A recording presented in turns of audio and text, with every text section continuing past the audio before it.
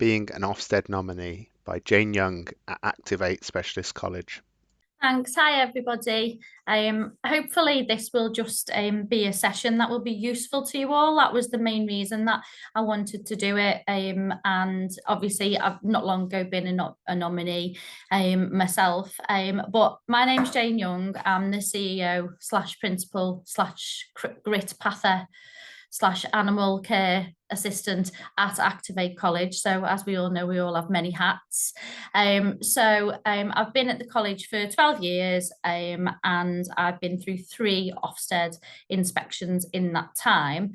And it was just really to kind of cover the thing about being a nominee and just a little bit of myth busting, really.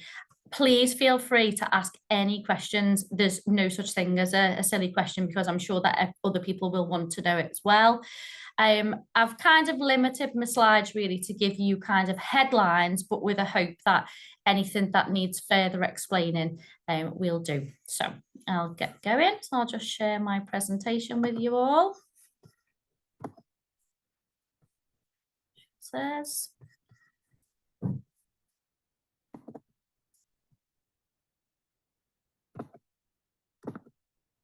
Can you all see that? Great, thank you.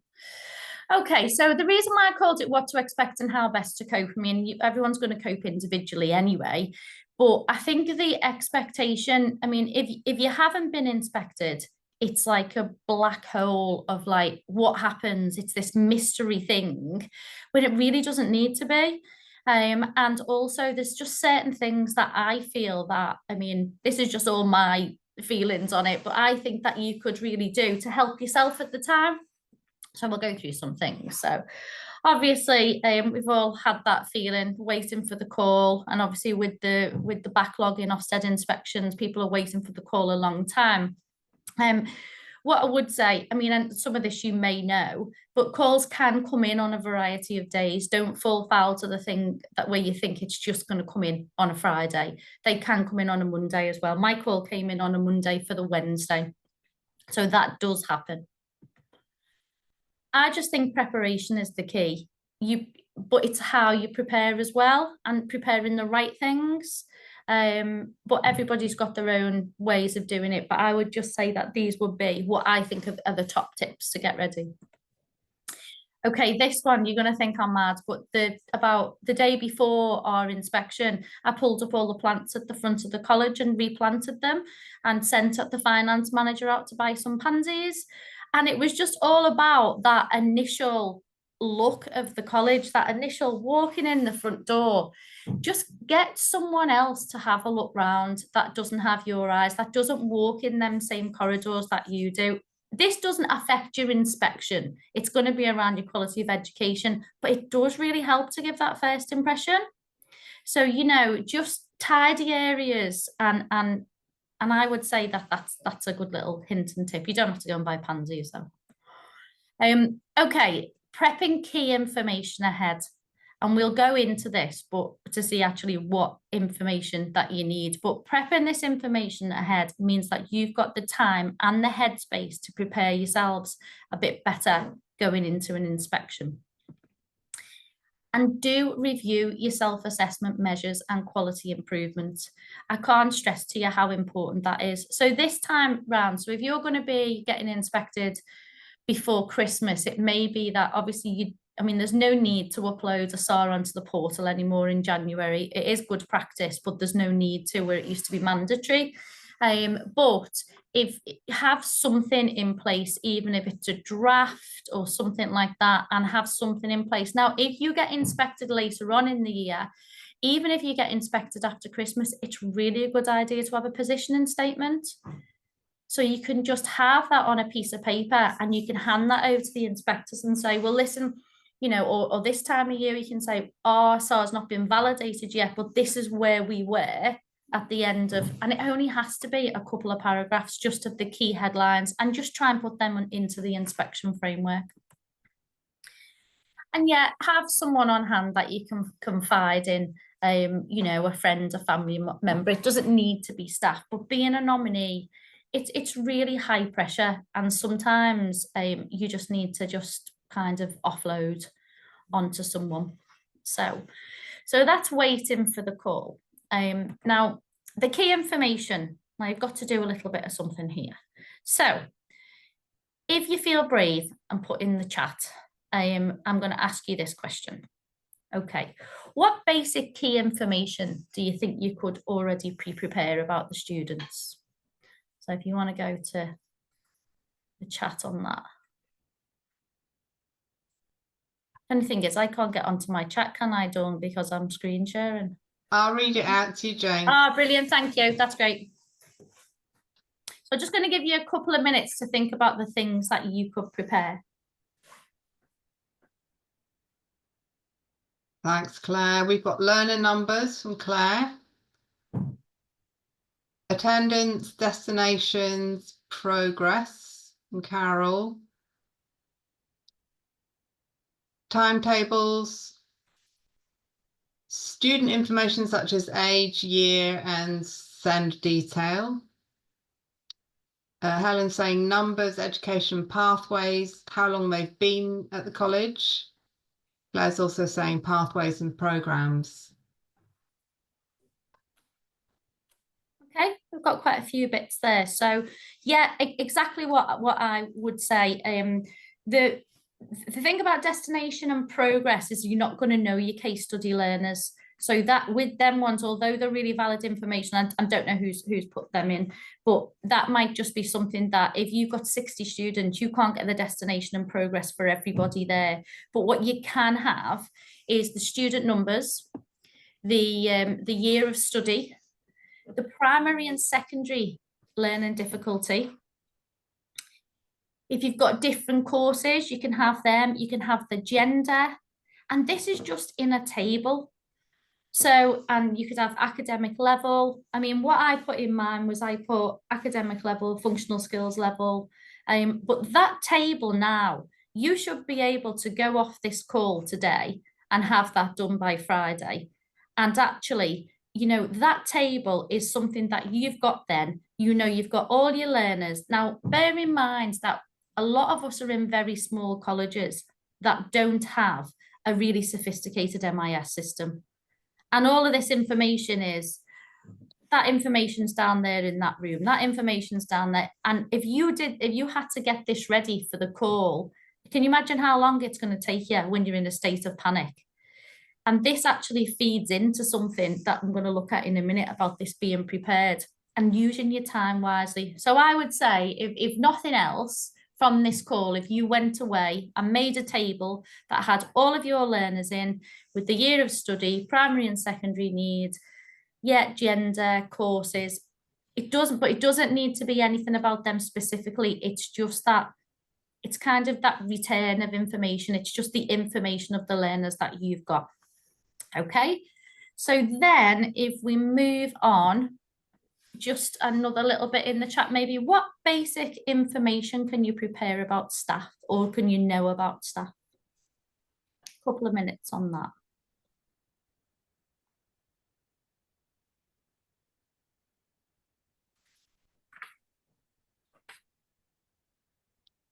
So we've got CPD and qualifications, time they've been at the college. Yeah, we've got CPD records and qualifications coming again. Number of teachers. Susie's saying they've got a single central record, so that'll be very handy. Safeguarding training. That's what we've got so far. I don't know if there's any more for any more. Contracts, training. I'm not quite sure what the last word there is. References. Specialist staff on the team. References, thanks, Susie. Roles and responsibilities. Yeah, brilliant. So you don't need me, because you've hit everything really that you need to have. So definitely CPD records. That's an easy thing to have updated.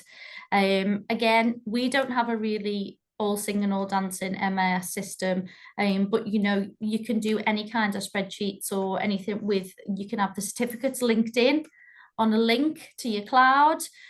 which is really easy to do. You can do that per person. I would definitely say, again, another big thing is to go back and have a look at your single central register, ensuring going back. I mean, that really should be a routine thing that you do, but you know, sometimes we all change staff, we all get really busy. It should really be in your quality cycle, that who's on the DBS update system, you know, just have that as a table of all your staff.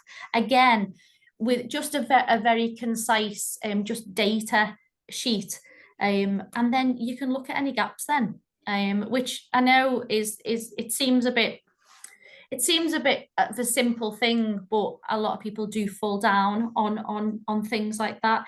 Definitely CPD, definitely quals. If you've got specialist quals, that's always great to have in there. These tables will just help you maneuver around things. And also, if you can give that information to a lead inspector, the information about the students, the information about the staff, that's in their hands then, and then they can kind of look at that and you've got time to pad it out. The other thing is, obviously, when you're looking at the staff, who are the best people to attend the key meetings? It doesn't have to be managers. Who do you think can speak as well as they can about certain subjects? You know, don't always think, oh, it's got to be a manager. If you've got a lead tutor who can say about your whole baselining period, or you've got an LSA who can talk about that, because everyone works so closely together, you know, be brave. You may want to put a manager in the meetings, but that's really for their kind of support. So, I mean, for example, I've got a brilliant HR lead here, but she's just really nervous. So she said, will you just come in the meeting? I didn't speak, but I was just there for a bit of moral support. But yeah, referring to safeguarding and safer recruitment is good. And then this really caught me off guard. So checking out which room they're going to be in, and check out the guest Wi-Fi. So, you know, I'm as nervous as anyone coming into Ofsted, and then everyone's come in, they've just come past me lovely plants, they've come past me lovely tidy reception, ushered them into the meeting room. Oh yes, I'm ready for me presentation, and the Wi-Fi just wouldn't get past our firewall. So like 20 minutes later, I'm like having hot sweats, you know, doing the whole swan thing, and underneath I'm like paddling like mad, thinking, oh my God, onto the our IT people. Anyway, so just check the room that they're going in, you know, get someone who maybe, do you know what, it might be quite a good idea to do, which I wish I would have done. You know, if you have someone from the local authority that have their own systems, see if they can get that through your Wi-Fi. So, but I'm sure you're all much more prepared than me, so. Okay, so during the call then, this is another big area where people think, oh my goodness, breathe. You know, don't take a breath and go bright red on the other end of the line. Build rapport with the lead inspector. They're only human. You know, you can have a bit of a laugh and a joke. You know, everyone knows it's serious, but there's no need to be fearful. Everybody knows there's so much hanging on these things, but just try and build that rapport. I think in my experience, you know, the lead inspector with me was keen on seeing the best at what we had to offer. A real key point is at the start of the conversation, just for your own peace of mind, just say, are you going to email me all this information after the call? And then it just takes that pressure off you having to write everything that they are saying and wondering if you're missing something, and then writing in double Dutch or having a scribe like a doctor because you can never read it back because you're writing that quickly. Just ask that question. Also, for each lead inspector, there's like priority documentation to upload to the portal, but I will say that they will want your learner numbers as a priority, but establish the priority documentation from that lead inspector and get it uploaded as soon as you can. Because I think also, you know, that whole thing of being ready and being prepared, if you take 3 hours to get something back to them, this is just my opinion, by the way. Yeah, I always just think like, you know, they think he didn't have it. So, but that's just me. I like to do things very, very quickly. So, okay. So between the calling and the inspection, this is your chance to get organised. Test the portal as soon as you can, because if there's any issues with that, that again will knock you off track. But this is where your preparation of them learner numbers comes in.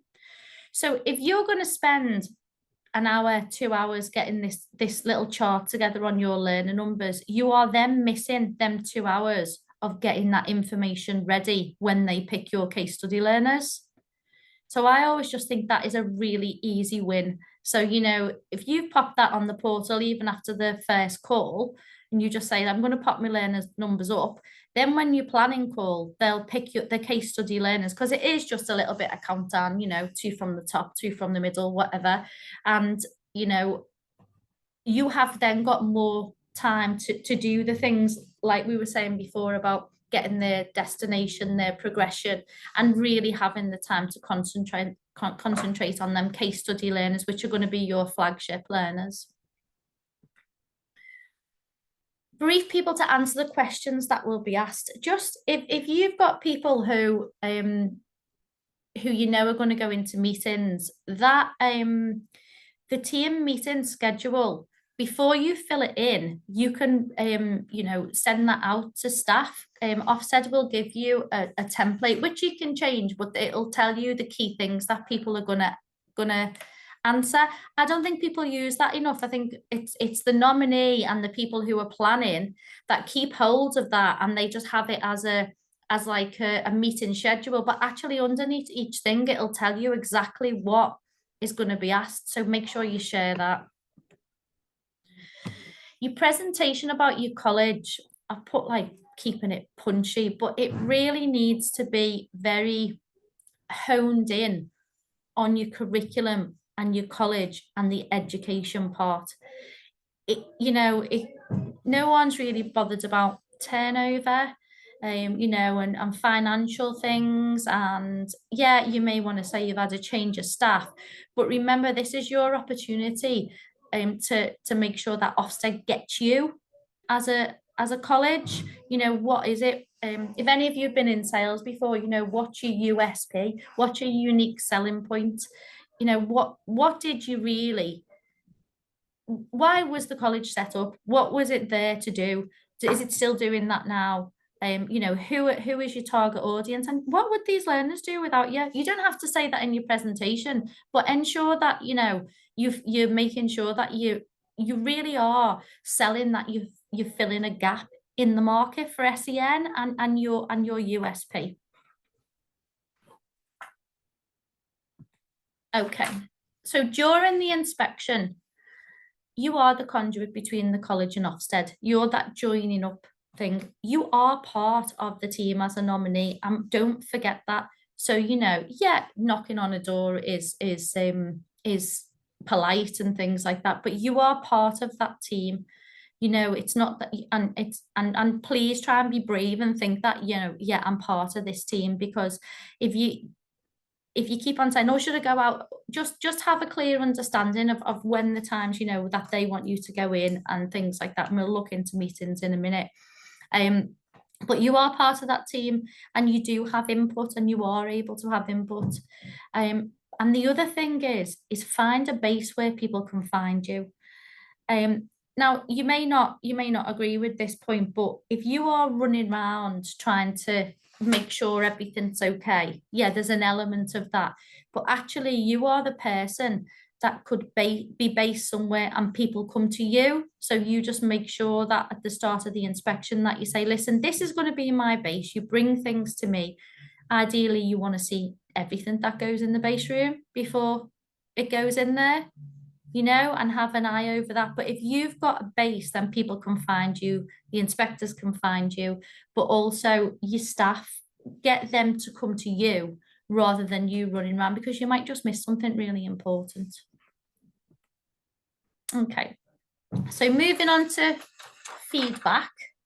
Those of you that have had an inspection already will know this, but those of you who haven't or are new to being a nominee, the meetings normally just follow just 2 really. So you have the feedback meeting each evening. So as a nominee, you can contribute to that. So you can discuss, you know, with the inspectors, but normally you would take on board information about the inspection for that day. And I think that's what I did. I just tried to take on board things. I didn't really challenge anything then, because I wanted to make sure that I'd got the positives as well as the negatives. That's really important. We only ever hear the negatives, don't we? We don't hear, oh, that's wonderful. We just hear that little tiny bit. That's not as good. But then the kit, which is the keep in touch meeting, is each morning, and that's when you've kind of slept on it or gone back to your team and said, well, this, is there anything we can show them? And that's really a really good opportunity to put everything forward. It's also fast, isn't it? And it's also stressful, but yeah, I would say if you could try and hone yourself in like that. But you may choose not to, you may think of that in the moment, but sometimes it's really good to reflect and also not just hone in on one thing. And then really after the inspection, you know, there's lots of things that you've got to consider. First of all, you need to relax, and all your staff need to relax. It is so stressful. You know, go home, open a bottle of wine, alcohol free, whatever, box of chocolates, do something nice for yourself. My advice and would be probably to take time away from your notes. Just leave them. You know, it's done, it's dusted. The decisions have been made either way. So just take time away from your notes and take a breather. And then, you know, I would even hasten to add, do you really need to go and attack them the Monday afterwards? You probably don't. You need a bit of downtime. Your staff needs a bit of downtime. You need a bit of normality back. Yeah, again, do take the positives. Really, if you have a split piece of paper when you're writing your notes and put pluses and areas for improvement or something, what you're hearing, I think if you put it like that, you would have a better context, because if you just write, you will just write all the negatives. It's just human nature, and you're missing them positives of how, so you know you've got your strengths there and you know how to build on them. So, you know, keep building on them. But the main point about being a nominee and being in inspection is, you know, when Ofsted leaves, you're still doing what you do. It doesn't matter whether you get RI and you've got lots of things to do, or you get outstanding, you're still doing what you do to change young people's lives. So, you know, don't lose sight of that fact, really, that Ofsted is, yeah, it's a quality assurance procedure, and it's something that, you know, we all kind of fear and dread, but also like at the same time, because it kind of gets us to this benchmark. But really, you know, when you get outstanding, does it really change? You know, you're still going to work the same time every day, you're still seeing the same learners. You know, put it into context that, yeah, okay, if there's things that you can do better, you'll do them better. But we all come at this from a point of trying to help young people with SEN, and really don't lose sight of that. So that's really a bit of a whistle stop, and I just wanted to know if anybody had any questions. Thank you so much, Jane, for that presentation. If people want to unmute and ask Jane any questions, or if it's easier to put things in chat, I can monitor that as well. I've already got a question from Carol here. Who will the phone call come to, principal or nominee? So the initial phone call will normally come to the principal, and then it'll be the highest person who is on site, kind of thing. So if the principal's not on site, they'll then say, is there a director of education? Sorry, no, not a head of education. And then so the initial call and then the planning call will be with the nominee. So there'll be a first call which will establish a time for the planning call, and then the panel. Does that make sense? Yeah. Liz wants to know what is the shadow nominee allowed or not allowed to do? Okay, Liz, so I'm not sure whether you've met Kerry from our college. I know Malcolm has, I think, when he came here. And Kerry just found it really, really difficult because she couldn't say anything. You can't say anything. You can go in, you can be there, you can take notes, but you can't contribute and you can't speak. So it's really difficult if you're a Scout at that. Just wanted to double check, just so we knew where we were. Stand by me. But I do think it's really valuable, you know, and I would say that it's a great little support.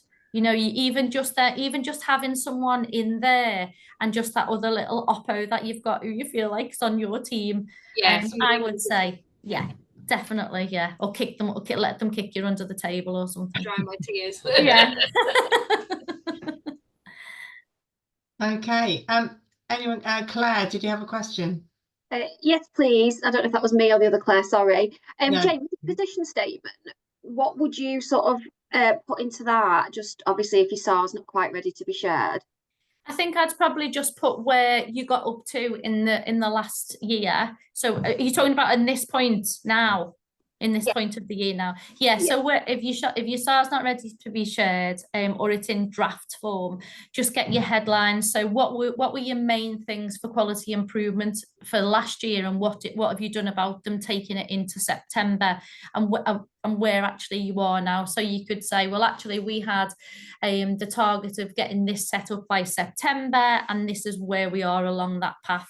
But Claire, I'm happy to share my position and statement from last year if that helps. I mean, obviously it's about my college, but it's just one page, and it's just very, very concise, but I'm happy to share anything. That'd be great. Thanks, Jane. Thank you. Any more questions for Jane? Liz, you've unmuted. Have you got a question? No, I meant to mute, not unmute. All right. Or if anyone finds it easier to put it in chat, do put it in chat. I mean, I hope it was useful. It's a little bit like it's a very simplified version, but that is your homework, to go away and do them learner lists if you haven't already done them, because honestly, the amount of mistakes. Oh, I've got a young man now attending my room. That's the reality, isn't it? So yeah, yeah, if I said to you to give you one piece of homework, it would be to get them learner lists ready, because you just make so many mistakes when you're trying to run around everywhere all the time, you know, and get everything together. Not all of you, but you know, I'm just saying, it's just one less thing. Oh, the dog's kicking off now. This is my life, you know. Therapy dogs, shush. Therapy dogs, people walking in. Anyway, there we go. But yeah, hopefully it's been useful. Yeah. So, but if anyone wants to ask any further questions, I'm happy to do that kind of off the webinar as well.